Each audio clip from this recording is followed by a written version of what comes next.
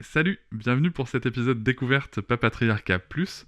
J'ai pris le parti maintenant de vous laisser découvrir un extrait des bonus le jour de leur sortie. Ne soyez pas étonnés, c'est pour ça que je fais ce petit message avant. L'épisode va s'arrêter au bout de quelques minutes. Si vous souhaitez continuer bien sûr l'écoute de cet épisode et de l'ensemble des bonus, vous pouvez cliquer sur le lien en description pour vous abonner. Je vous souhaite un bon extrait. Avec quelqu'un qui a dit que je peux pas jouer aux poupées, et après j'ai pleuré. Bienvenue sur Papatriarcat, le podcast qui réfléchit à la parentalité au XXIe siècle pour l'affranchir du modèle patriarcal.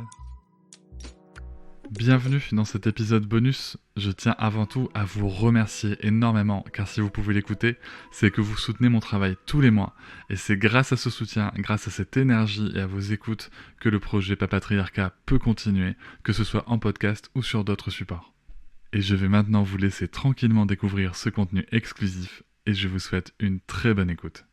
Et salut, bienvenue dans ce nouveau bonus qui fait suite à l'épisode avec Catherine Guéguin, ce 100e épisode où la docteure Guéguin nous a parlé d'éducation, de cadres, des difficultés parentales, mais aussi des droits de l'enfant, des droits des enfants à avoir une éducation sans violence, et aussi bien sûr qui fait suite avec l'épisode avec Marion Querc, eh bien en fait aux enjeux, aux défis sociaux et politiques qui s'offrent à nous pour permettre ce changement social sur l'enfance, sur la parentalité.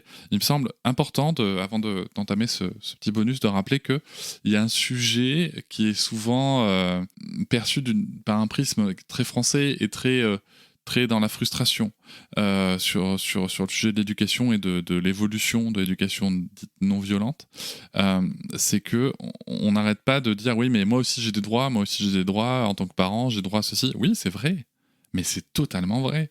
Et justement, si on regarde les choses de manière après, j'allais dire objective, je sais pas si je suis objectif sur le sujet, mais imaginons, je vais dire de manière objective, si on regarde les choses sous l'angle des droits de l'enfant, les enfants ont droit à une éducation non violente.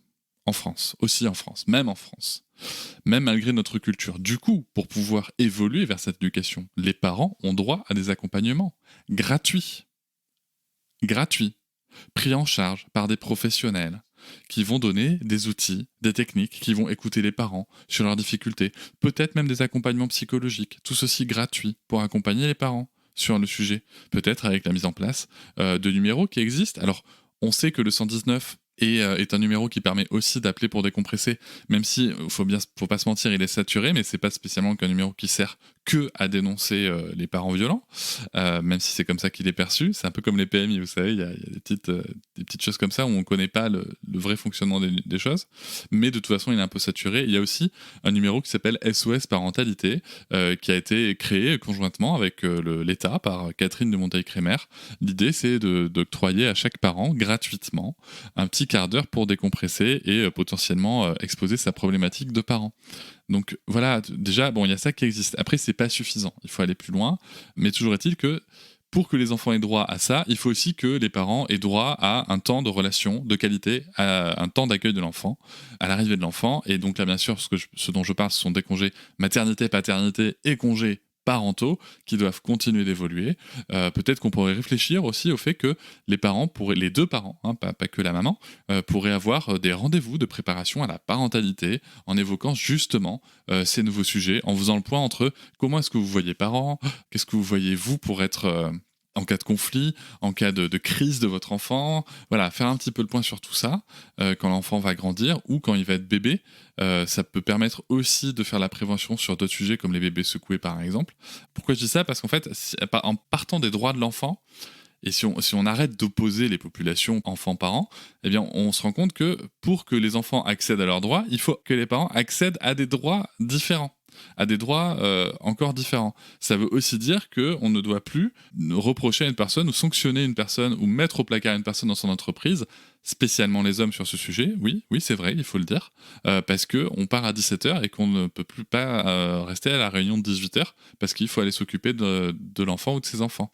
Voilà, ça amène toutes ces réflexions-là en fait. Et c'est pas pour rien que les pays qui ont travaillé sur ces sujets font aussi partie des pays les plus paritaires du monde. Donc voilà, je voulais vous parler aussi des neurosciences. On a beaucoup parlé des neurosciences. Alors, soyons très clairs. Aujourd'hui, les neurosciences, c'est quelque chose qu'on met un petit peu partout. Et c'est quelque chose qui peut être critiqué. C'est vrai, c'est quelque chose sur lequel on peut avoir un regard critique. Et ça, c'est important. Ce sont aussi des choses à qui on peut faire dire parfois tout et son contraire. Et voilà, c'est la fin de cet extrait. J'espère qu'il vous a plu. Si vous souhaitez en découvrir plus et découvrir aussi tous les épisodes bonus, mais aussi avoir accès aux épisodes un jour plus tôt et ne plus avoir ni pub ni sponsor, je vous invite à vous abonner à Papatriarcat Plus au lien en description du podcast. Je vous souhaite une très belle journée. Je vous remercie de m'avoir écouté. Je vous invite à vous abonner et nous pouvons aussi nous retrouver sur Facebook, Instagram et sur le blog papatriarcat.fr. À bientôt.